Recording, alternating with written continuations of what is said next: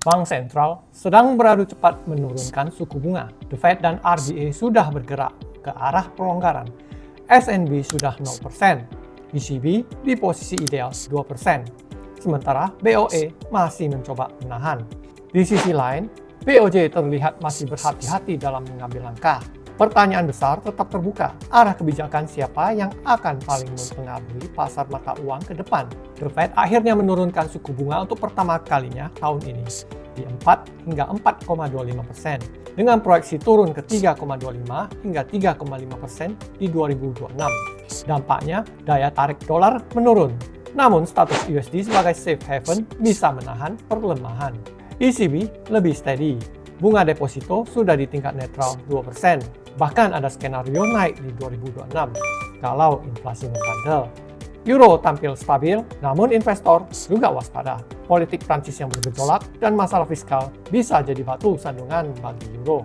BOE relatif fokus, suku bunga masih di 4%, dan pasar baru lihat ruang pemotongan di 2026 ke 3,5 hingga 3,75%. Pound sterling saat ini didukung kebijakan suku bunga, namun proyeksi defisit anggaran melebihi 7% dari PDB bisa membebani.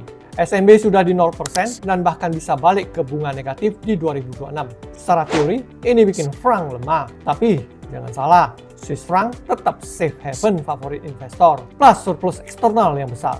RBA telah memangkas suku bunga ke 3,6% dan diproyeksikan bisa melonggarkan hingga 3%. Pergerakan AUD masih sensitif terhadap kebijakan lokal, harga komoditas, dan permintaan dari China. BOJ menjadi pengecualian. Saat ini bunga 0,5% dengan potensi kenaikan bertahap hingga 1% pada 2026.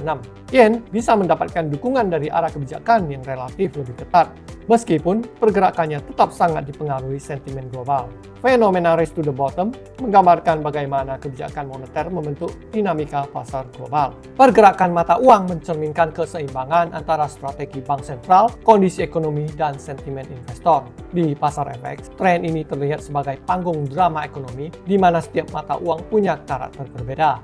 Ada mata uang yang lebih defensif, ada pula yang lebih terhubung dengan kondisi siklus ekonomi global.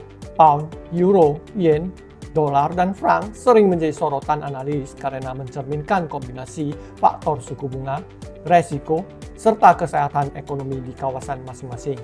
Jika insight ini membantu memahami peta mata uang global, silakan ikuti untuk mendapatkan update seputar analisis pasar. Pendapatmu juga sangat penting. Mari kita berdiskusi seputar tren pasar bersama.